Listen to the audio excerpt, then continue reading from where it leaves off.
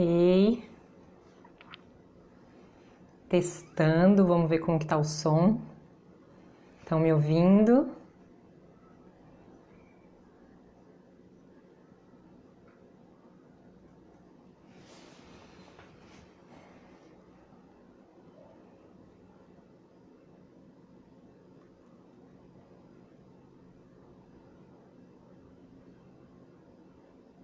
Ei, gente! Ei, Fabi! Tudo bem? Que bom que você conseguiu dessa vez. Muito bom.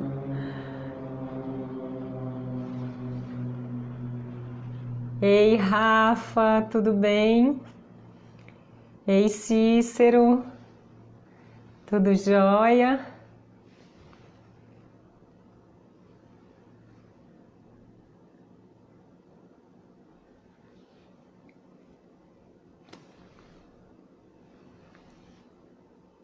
Hoje deu certo, Fabi, que bom. Vamos lá, gente. Vou só dar mais um minutinho. Vocês estão me ouvindo bem? Tá muito alto o som? Me falem aqui, por favor, que se precisar eu altero aí. Ótimo, beleza, que bom. Se ficar muito baixo ou muito alto, vocês me falam. Mal de professor fala alto, né, gente? E aí eu coloco o microfone e fica às vezes muito alto. Aí vocês me avisam aqui.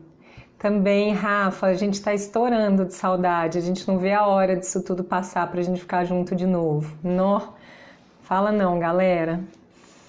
Vamos lá, né? Olha só.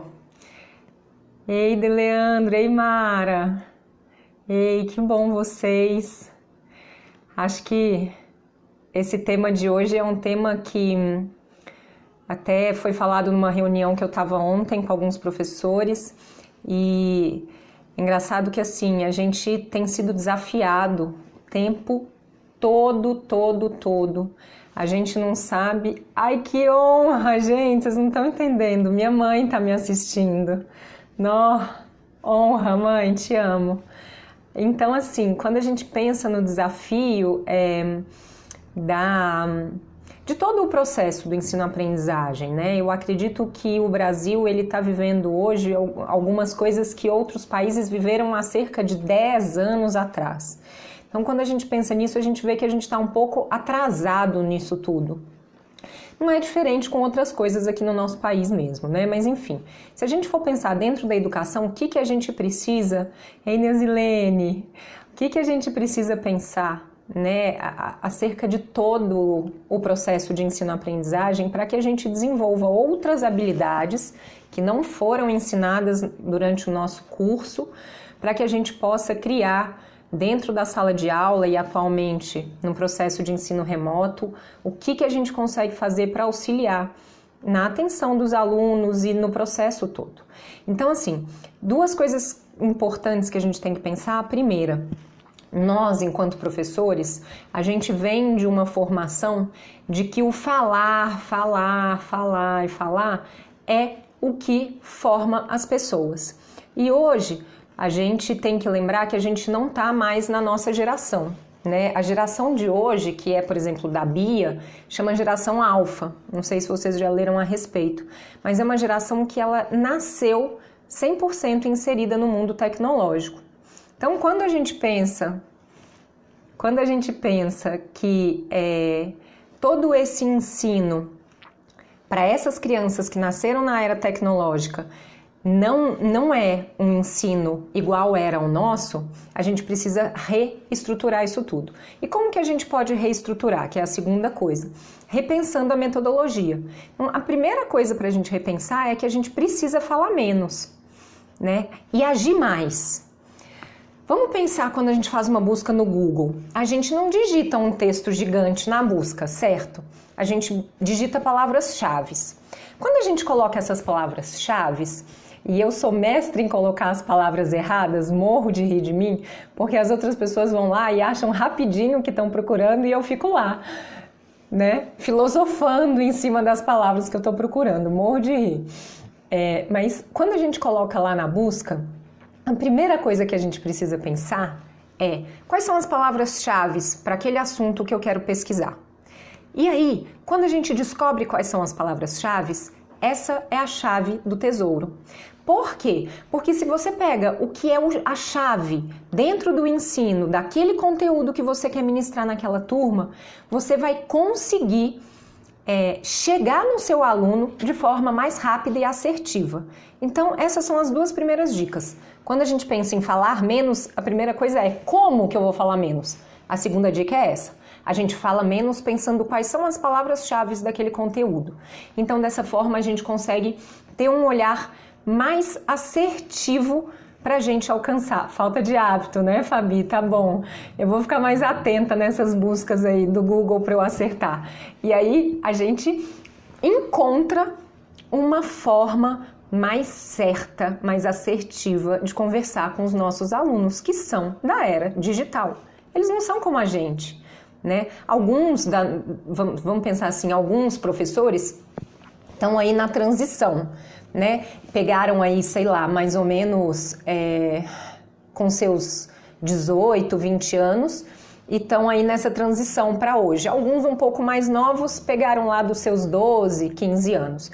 Mas nenhum de nós nasceu 100% inserido nessa tecnologia, né? Então, a gente não sabe.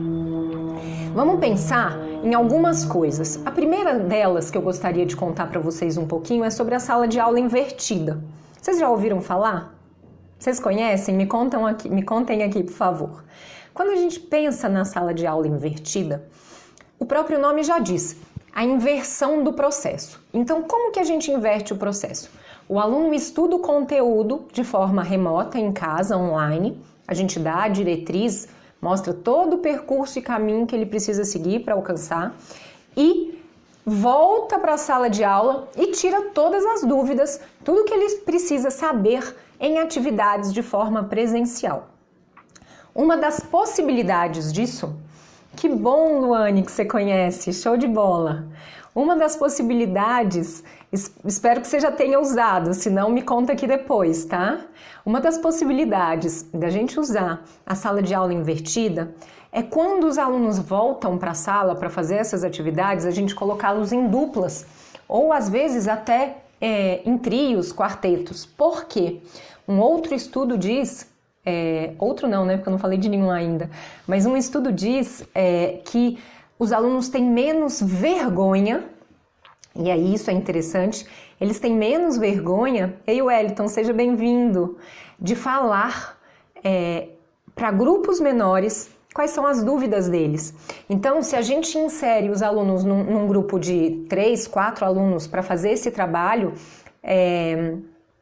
a gente consegue fazer um formato de tirar dúvidas durante as atividades que é mais ativo e, consequentemente, a gente vê que os alunos se saem melhor.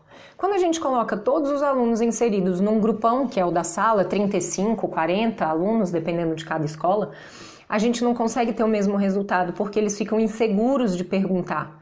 Primeiro porque eles podem ser ridicularizados, né? Essa é a primeira coisa que a gente tem que pensar. E quando eles são ridicularizados, eles não têm coragem de fazer as perguntas, porque aí eles sabem que da próxima vez isso pode acontecer e não vai ser legal. Então, os grupos pequenos, para tirar essas dúvidas, quando a gente inverte a sala de aula, isso é muito bom, vale muito a pena. Então, essa é a primeira dica nossa. Como que você pode fazer isso? Raquel, não tenho ideia de qual conteúdo que é viável que o aluno estude em casa e venha tirar dúvida. Todos, pessoal, não existe nenhum que isso não seja possível. Se você achar que é um conteúdo que talvez ele requer um pouco mais de ensino, vocês podem até pensar em fazer um brainstorm com os meninos. Não sei se vocês sabem o que é uma chuva de ideias, né? Chuva de pensamentos, dependendo da tradução. E aí, quando a gente faz o brainstorm com os meninos, eles já vão para casa com alguns pensamentos referente àquele conteúdo que vai ser trabalhado. Você pega aí uns 5, 10 minutos no finzinho da aula, ou remota, né? Se você tiver, vamos pensar, remota, ou presencial, ou online. E aí vocês falam com eles e eles ficam matutando aquele conteúdo. No próximo encontro, vocês retomam, se for preciso, nos 5 primeiros minutos, um conteúdo básico dentro do que foi ensinado, e aí vocês passam para eles já as atividades que eles teriam que fazer em casa e que eles vão fazer de forma presencial. Ou se permanecer no estudo remoto, vocês podem fazer um trabalho deles estudarem sem estar na presença do vídeo com vocês e fazer algumas atividades com vocês em formato de quiz, por exemplo, uma coisa, no vídeo que vocês tiverem com os alunos. E aí vale muito a pena. Outra coisa interessante que a gente pode colocar é a rotação por estações. Quem já trabalhou, é muito legal. É muito usado normalmente nas nossas escolas quando a gente vai fazer a apresentação de grupos de trabalho, né? Que aí fica um grupo falando de um assunto, outro de outro, outro de outro, outro de outro. Só que a diferença... Tempestade cerebral, Luane, ótimo. É um outro nome que tem o mesmo sentido para brainstorm. Quando a gente pensa em rotação por estações, a única diferença é que é sempre um mesmo assunto. Então, vamos supor que a gente vai trabalhar alguma atividade de química.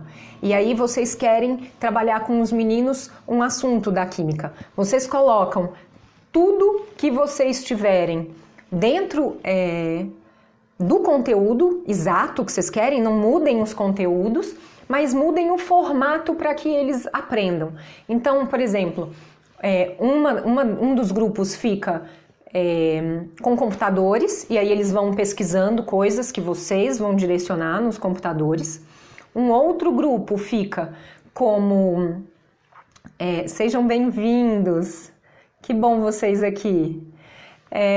Um grupo fica como... Ei, Mara, saudade. Um grupo fica com os computadores, outro com textos para eles lerem, outros com exercícios e às vezes um com uma atividade prática, mão na massa mesmo, ainda mais química, é muito bom, né? E aí eles vão rodando. Forma-se, por exemplo, 5, 6 grupos e cada grupo passa por cada uma dessas plataformas.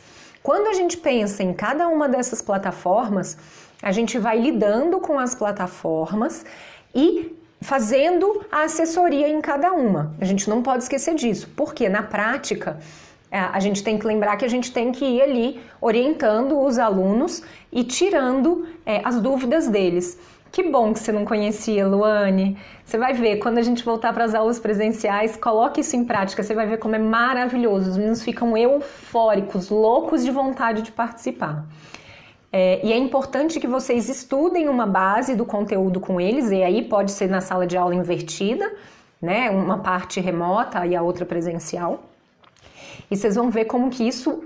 Na prática é maravilhoso. Ei, Júlia, minha linda, eu te amo. Que bom você aqui. Quando a gente passa a pensar na aprendizagem baseada em equipes, é quase que por rotações. Só que a diferença é que todas as equipes farão a mesma coisa. E aí você divide no mesmo formato, vamos dizer assim, e não a mesma coisa. E aí você divide o assunto que você quer trabalhar em vários, e dentro desses assuntos vocês vão trabalhando nesses grupos. Após isso, eles apresentam para os outros grupos os conteúdos. Aí a gente vai pensar, poxa, é igual um trabalho em grupo? É muito parecido com apresentação em grupo.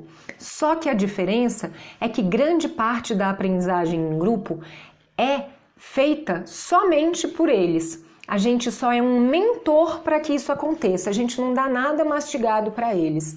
E quando a gente pensa nesse trabalho em equipe, eles dependem 100% do conhecimento deles. A gente só vai ter a mentoria para eles e a orientação para eles do que eles vão ter que fazer.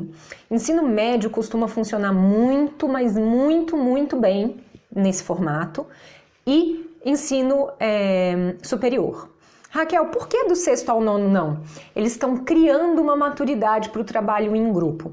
Só que, se a gente começar a lidar com eles nesse formato, vocês podem ter certeza absoluta que eles vão começar a ter essa maturidade. Eles não têm hoje a maturidade porque eles não estão condicionados a fazer isso. Então, a partir do momento que a gente condicionar, eles vão dar conta, sem dúvida, de fazer. O 6º ano talvez precise de um pouquinho mais de orientação, mas do 7º em diante, sem dúvida, eles dão conta e tiram de letra. E aí, vocês podem associar dentro deles o POI. O que é o POI? É a aprendizagem baseada em problemas. Por quê? Você pega um problema que você tenha trabalhado numa aula, que você verifica que é algo que os alunos estão tendo mais dificuldade de lidar, coloca essa problemática dentro de um dos grupos e eles precisam solucionar a problemática para vocês e passar a solução para as outras equipes. Para que isso? Eles vão crescer aprendendo a lidar com os desafios. E aí, quando a gente aprende desde pequenos a lidar com os desafios, quando a gente chegar lá na frente, na nossa geração, desculpa, bati no microfone, gente, foi mal. Quando a gente chegar lá na frente, a gente vai perceber, ei Dani, seja bem-vinda, a gente vai perceber que eles vão conseguir trabalhar infinitamente melhor os problemas pessoais e profissionais deles. Quando a gente ensina desde cedo a lidar com os problemas, sem sombra de dúvida, isso é maravilhoso. Dentro do POI, uma dica que eu dou para vocês trabalharem com os menores é vocês trabalharem os sentimentos com eles. E aí tem inúmeros formatos para a gente trabalhar os sentimentos. Eu trabalho os sentimentos com a minha filha, ela tem 2 anos e 7 meses. Tem dias que ela chega para mim e fala, mamãe, eu estou muito triste. Então, por que, filha, que você está triste? Ela já sabe me dizer o porquê. Ah, porque minha boneca está chorando. Ah, porque, enfim, né? Aí ela cada vez é um problema diferente. Mas ela já consegue lidar com esses desafios desde agora. Isso é muito, muito maravilhoso. Então, ensinar as crianças desde cedo a trabalhar as angústias, as preocupações, os desafios, aprender. Ana Paula, que prazer ter você aqui, seja muito bem-vinda. Gente, Ana Paula trabalha com gestão escolar, espetáculo o canal dela, viu? É anapaula.gestãoescolar, se eu não me engano, sigam lá, maravilhoso o canal dela, tem muita dica boa. E aí, quando a gente trabalha com essa aprendizagem baseada nos problemas, explicando para os alunos quais são eles e ensinando como que eles lidam com cada um, é muito prazeroso, porque a gente colhe os frutos lá na frente. E colhemos mesmo, impressionante. Quem lida com educação infantil sabe bem que quando tem uma educação baseada na disciplina positiva, lá na frente a colheita é maravilhosa. Eles saem muito bem resolvidos dos problemas deles, na maior parte das vezes. Então, lidar com o POI é muito bom dentro de sala. Às vezes, você não quer lidar com um problema de disciplina, mas você quer lidar com um problema que seja relacionado a toda a estrutura da sala, pode ser também, né? Então, vamos dizer que é uma sala que está com indisciplina muito grande e tal, coloquem os alunos em grupos para que eles resolvam essa problemática, de como melhorar a disciplina deles, de como mudar o processo deles dentro de sala, do que eles precisam fazer e coloquem eles para criarem as soluções e eles mesmos para passarem para os grupos quais são as soluções que eles apontaram como sendo as melhores, tá? Vale a pena. Tentem isso quando a gente voltar para a aula presencial. Aliás, quando a gente voltar para o presencial, uma dica que eu dou para vocês, primeira coisa, trabalhem os sentimentos com os meninos. Não esqueçam disso. Eles precisam. Hoje recebemos um áudio de um aluno nosso de 6º ano que ele coloca o desespero dele em estar dentro de casa sem poder ter contato com os alunos, mesmo com a gente tendo as aulas virtuais, o que não é o suficiente, né? Então, assim, a gente vai precisar muito disso. Vou fazer uma live falando sobre isso para vocês. Como que a gente tem que trabalhar os sentimentos dos nossos alunos no retorno presencial? E aí, outra coisa interessante que eu venho relatar para vocês é sobre a gamificação. Vocês devem estar vendo muita coisa por aí, né? A gamificação nada mais é do que aulas em que a gente aplica jogos, sejam online, sejam jogos de tabuleiro, sejam jogos construídos pelos próprios alunos, qualquer tipo de jogo, seja videogame, qualquer um desses jogos com um cunho seguido para uma aprendizagem. Então, quando a gente tem seguindo qualquer coisa direcionada à aprendizagem, a gente consegue gerir isso de uma forma boa. Já vou passar algumas ferramentas que vocês podem usar para trabalhar a gamificação. Por exemplo, um jogo antigo que a maioria aqui... Antigo é ótimo, né? Não somos antigos, somos super atuais. Pode parar, Raquel, com isso. Mas um jogo que eu amo e que eu acho que dá muito pano para manga é o War, né? Muito professor de geografia usa. A gente tem o jogo da vida, que eu acho maravilhoso para trabalhar uma série de habilidades com os meninos, inclusive financeira, contagem de dinheiro, etc. A gente tem o Lince, que é um jogo super atual atualmente, que a gente consegue trabalhar coordenação motora, a gente consegue trabalhar concentração, várias coisas legais dentro desses jogos para a gente fazer presencial. Agora, Raquel, a gente está num período que a gente precisa trabalhar de forma remota. Quais dicas? Então, a gente tem alguns aplicativos que a gente consegue fazer isso. Ou, por exemplo, se você estiver usando o Zoom para dar aula para os meninos, vocês podem fazer quiz com os meninos. Eles amam. Vocês podem fazer gincanas com os meninos, tendo relação, por exemplo, com a aula. Vamos supor que a gente venha falar de matemática dentro do quiz.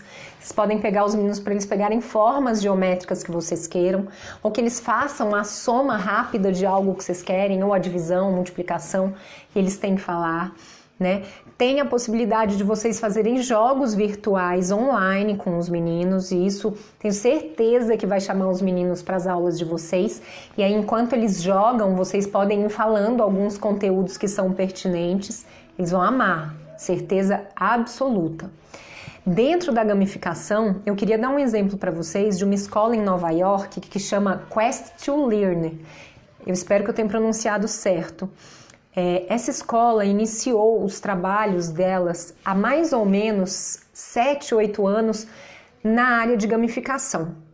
Eles começaram com uma turma e deu tão certo essa uma turma que no ano seguinte eles passaram para a escola inteira. Hoje eles são referência de estudo e de ensino em Nova York. Então, por que eles são? Porque eles inovaram há 6, 7 anos atrás, quando ninguém acreditava que isso era possível. Hoje, todas as aulas deles são baseadas em sistema de gamificação. Quase tudo o que eles fazem tem qualquer laço direcionado para um processo de gamificação. E, por incrível que pareça, a maior parte dos alunos que estão inseridos lá, não duvidem, são muito feras. Então, galera, é possível, mas a gente tem que querer. Quem aqui hoje tem embasamento suficiente para trabalhar com gamificação? Quem se sente seguro, me conta aqui, por favor. Porque é importante, se a gente não tem segurança em fazer alguma coisa, a gente passa isso para quem está em volta da gente, né? Quando a gente demonstra no nosso tom de voz, no jeito que a gente fala, que a gente está seguro sobre aquilo que a gente está falando, é inevitável que quem está do outro lado vai perceber e vai se sentir seguro em estar próximo da gente. Então, se a gente tem domínio sobre aquela ferramenta, a gente consegue passar aquilo para frente de uma maneira boa, tranquila e aceitável, né? Outra coisa que é muito legal é o escape room. Vocês conhecem? Eu acredito que esse ninguém aqui conhece. O escape room é uma estratégia também gamificada que eles trabalham os participantes numa sala fechada. Como assim, Raquel? Eles colocam um grupo numa sala fechada e esse grupo tem que tentar escapar de um enigma. Então ele só conseguiria sair daquele espaço fechado se ele conseguir alcançar. Não conhece, Fabi? Maravilhoso! Você vai conhecer agora, vai adorar. Eles conseguem, dentro do espaço da gamificação, trabalhar coisas com os alunos das mais variadas possíveis, desvendando esses enigmas de qualquer conteúdo que vocês queiram, e eles só são liberados daquele espaço a hora que eles desvendam o enigma. A gente vai dando pistas, a gente vai dando ferramentas para que eles eles consigam escapar. Mas é muito legal, eles ficam loucos de vontade de participar. Alguns relatos que eu vi de professores que usaram isso, né, antes da gente entrar na pandemia, eles, assim, falaram que é show de bola, que todos se saíram muito bem, porque eles ficam tão vidrados em tentar desvendar o enigma para sair do espaço, que eles buscam todos os recursos que a gente disponibilizar. Então, pode disponibilizar o celular para eles fazerem pesquisa, pode disponibilizar tudo o que vocês quiserem, livro, o que vocês quiserem, ferramentas prontas que vocês criem, tipo caça ao tesouro, enfim, o que vocês quiserem vocês conseguem fazer dentro do escape room. É ótimo para o Ensino Fundamental 2. Sem dúvida, Luane, Ensino Fundamental 2 fica alucinado com esse tipo de coisa. No ensino médio, por exemplo, dá para trabalhar com isso se forem enigmas mais elaborados. E aí os meninos também ficam muito, muito agitados, assim, costuma dar um resultado muito interessante. E uma forma para o ensino médio legal de fazer isso é todos estudam um pré-conceito antes que vocês queiram. E aí, na aula seguinte, vocês escolhem um grupo e quem tiver de fora do grupo, né, assim, sei lá, os outros 20 alunos, mais ou menos, que são responsáveis por criar os enigmas para eles. Porque aí, dos dois lados, eles estudam, né? E aí, no ensino médio, isso vai lá na frente. É muito legal. Ei, Emílio, seja bem-vindo. Muito bom ter você aqui. Muito bom mesmo. E aí, a gente entra numa outra sugestão que eu gosto muito também, que é o mapa conceitual. O que é um mapa conceitual? É quando a gente constrói aquele resumão básico, e muita gente faz isso em história, que você coloca uma bolinha e liga num triângulo, um balãozinho que liga no não sei o quê. E aí você vai fazendo uma linha que liga em tudo, e essa ligação você coloca dentro dos formatos que você estiver criando ali, quais são as coisas importantes, e nos riscos, o que liga uma coisa a outra. Então você faz um resumão para o aluno, e dentro desse resumão você vai criando esses sistemas. E hoje o que é legal é que você pode pôr o aluno para fazer isso de forma online. Então tem vários aplicativos hoje, às vezes até o próprio PowerPoint consegue se fazer facilmente, e eles mesmos podem construir, porque isso motiva. Oi, madrinha, orgulho ter você aqui, meu amor, que bom, é um orgulho para mim. Ei, José, seja bem-vindo. E aí, vocês podem colocar os meninos para fazerem esse resumão, e cada grupo faz de um, e lá na aula presencial eles colocam apresentando para os alunos o que é cada coisa. Isso gera nos meninos uma organização mental, além de tudo que vocês já viram e ouviram. É impressionante. Eles aprendem a fazer resumo, eles aprendem a sintetizar mais fácil tudo o que vocês possam imaginar, e eles aprendem a organizar. Eles aprendem a organizar ideias, conteúdos e todo o sistema que é legal dentro daquele conteúdo que você quiser trabalhar. Maravilhoso. Dentro do mapa conceitual tem um outro que vai mais ou menos para o mesmo nível. Ei, Letícia, seja bem-vinda. Muito bom ter você aqui. Outra coisa que é muito legal é o mapa mental, que é parecido com o conceitual. Qual é a diferença? Quando a gente pensa nos neurônios, são aquelas ramificaçõezinhas, né? E aí é como se fosse isso, como se a gente pegasse uma raiz de árvore e nessa raiz que vai subindo tem todos os itens que você precisa, e aí vai construindo um mapa mental do conteúdo que você quer que eles entendam. Isso também é fantástico, mostra síntese também para os meninos, mostra para eles toda a organização, e eles aprendem também mais facilmente. Existem programas também que fazem esse desenvolvimento, ou ele pode fazer manualmente. Eu acho que no caso do mental é muito mais legal ele fazer manualmente, porque ele vai desenvolver habilidades, inclusive de organização espacial, porque ele precisa dentro de uma folha, vamos pensar que aqui é uma folha, ele precisa dentro dessa folha organizar todo o processo do que é mais importante, central, e de quais são as ramificações. E aí eles aprendem absurdamente com isso, porque eles ficam às vezes um tempão quebrando a cabeça para chegar nisso daí. É outra ótima ideia. E aí, galera, para quem já vem seguindo minhas lives, uma das coisas que eu falo sempre é que a gente não pode prolongar muito as coisas. Se a gente prolonga muito o que a gente vai falando, as pessoas perdem o interesse.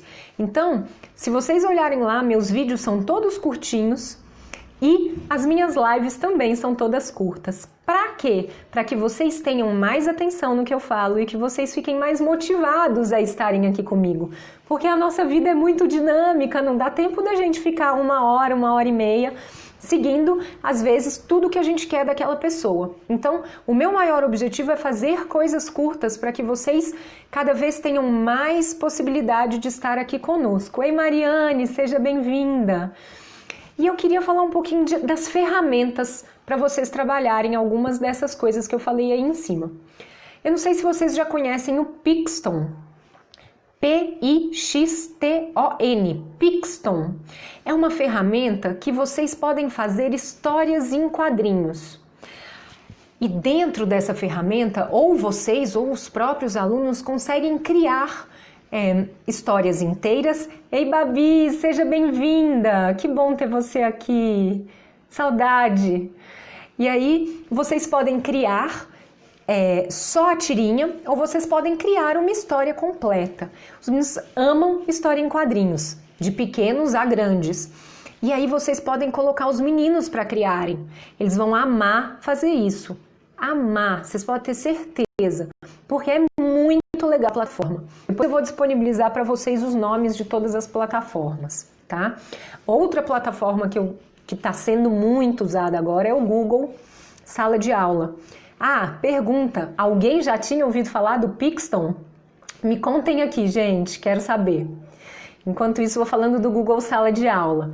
O Google Sala de Aula, muita gente vem usando, né? É uma ferramenta prática, uma ferramenta rápida, mas a gente tem que lembrar que tem muita gente que tem dificuldade. Então, cabe a nós da gestão e às vezes aos professores que estão junto à equipe auxiliar aqueles que têm dificuldade, porque não é fácil, né? Não é fácil a gente se pré-moldar a novas metodologias da noite para o dia, né? A gente depende da ajuda de outras pessoas. Então, vale a pena, vale muito, os alunos gostam, é uma forma fácil, é uma forma breve de você trocar atividades e conteúdos com os meninos. Até quando voltarmos... Não, Babi, é fantástico, pesquisa para você ver, você consegue fazer história em quadrinhos, maravilhoso. E aí, no Google Sala de Aula, quando voltarmos para as aulas presenciais, a gente tem que lembrar que isso ainda vai ser muito usado, porque possivelmente a gente manterá um sistema de parte online e parte presencial. Então a gente vai depender muito de algumas ferramentas como essa. Outra é o Google Forms. Por que o Google Forms? Porque neles a gente cria alguns formulários que a gente consegue trabalhar com os alunos depois as dúvidas deles. Então, uma forma fácil da gente ver quais são as dúvidas e rápida, né? Assim a gente vai trabalhando com os meninos todas as dúvidas que a gente tem. Outro que eu tô amando é o Quizzes. Só que o Quizzes, ele é todo americano. Então, para quem não tem muito domínio do inglês, em alguns momentos pode ficar um pouquinho mais difícil, mas depois que pega a prática, fica fácil. O que o Quizzes faz? Ele tem dentro dele jogos, ele tem quadrinhos, ele tem várias coisas, vários games, várias ideias que a gente pode trabalhar. Ei, tia, que linda você aqui, te amo! Tô morrendo de saudade de você, te amo muito. E aí, o Quizzes, a gente consegue trabalhar tudo de games dentro deles. Muito bom, vale muito a pena. Me contem se vocês conheciam o Quizzes. O Quizzes é Q-U-I-Z-Z-I-Z, tá? E tem o Kahoot, que tem também vários testes, vocês conseguem fazer até uma atividade online com os meninos e jogos online também. É maravilhoso. A gente tem o Play Games, né? O Play Games também é maravilhoso pra gente trabalhar, maravilhoso. Porque eu não sei se vocês já viram alguns vídeos que o pessoal tá colocando nas redes sociais. O Play Games, você consegue trabalhar filmando a sua tela do celular e o aluno consegue visualizar aquilo tudo. Então, vamos supor que você quer passar algum conteúdo para ele que você não consegue filmar pelo seu computador, né? Muitos não têm essa ferramenta. Aí você baixa o aplicativo, o Play Games, você faz tudo o que você quiser, movimenta do jeito que você quiser, corrige uma atividade e o seu rosto fica lá gravando e você vai mostrando para o aluno pelo seu rosto o que você quer fazer. Os meninos amam. Ei, Luciano, seja bem-vindo, muito bom ter você aqui, viu? Muito bom mesmo. E aí eles conseguem trabalhar dentro dessas ferramentas algumas habilidades que eles estão acostumados, porque vamos lembrar que eles são mais acostumados do que a gente com essas ferramentas. Alguém não conhecia um desses, o Play Games, vocês têm conhecido? Me conta aqui. Deixa eu só tomar um gole da água que eu tô com sede. Tamanho da minha jarra de água, vocês viram, né? Pessoal, então, essas são as ferramentas que eu queria passar hoje para vocês. Não sei se vocês estão gostando, o que vocês acharam, me contem aqui, por favor. Eu espero que vocês estejam gostando do canal. Em breve vai ter um filho meu nascendo, que é um e-book para vocês sobre ensino híbrido. Ele tá quase nascendo. Deixa eu escrever como que chama o Kahoot aqui. É K-A-H-O-O-T.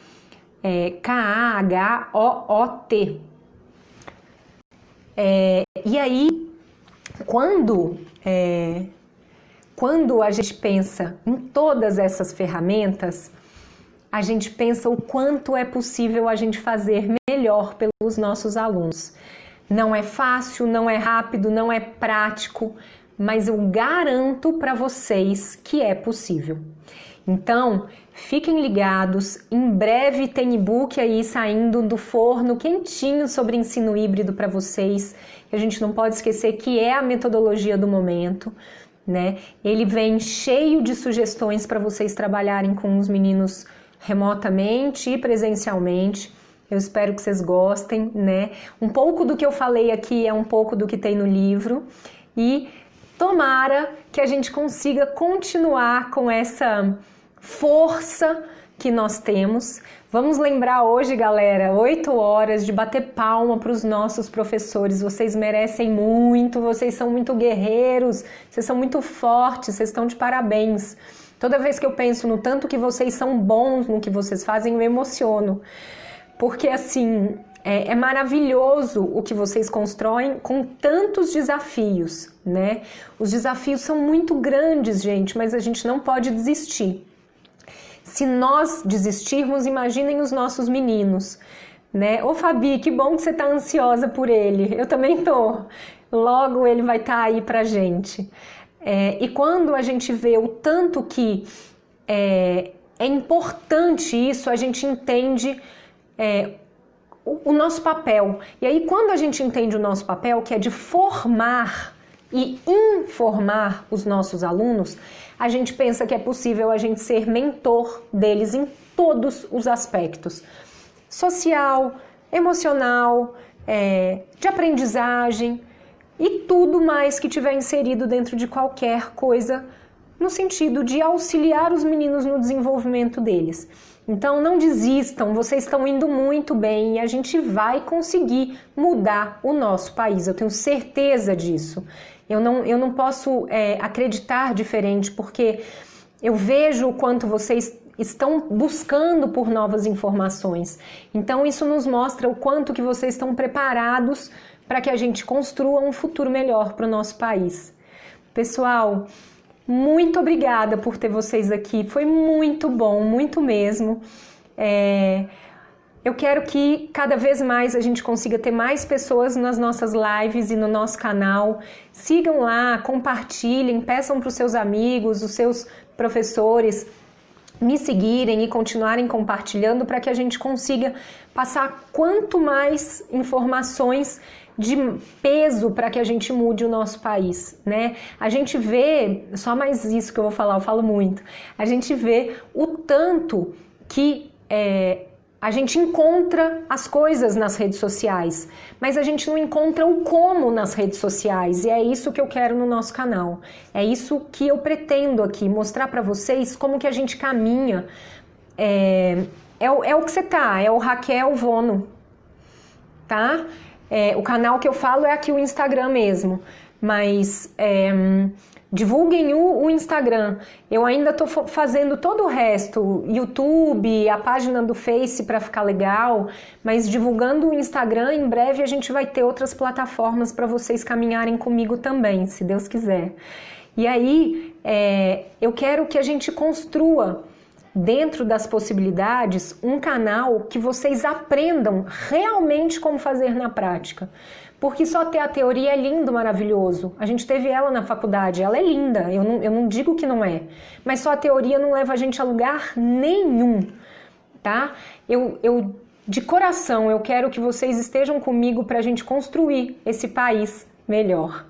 Um beijo para vocês, foi muito bom ter vocês aqui. Luane, Mariane, madrinha, mamãe, Mara, Fabi, meu amor, minha filha, todos aqui comigo. Muito, muito bom ter vocês aqui. Um beijo grande para vocês, continuem me seguindo e até a próxima. Tchau, galera. Tchau, muito bom. Tchau.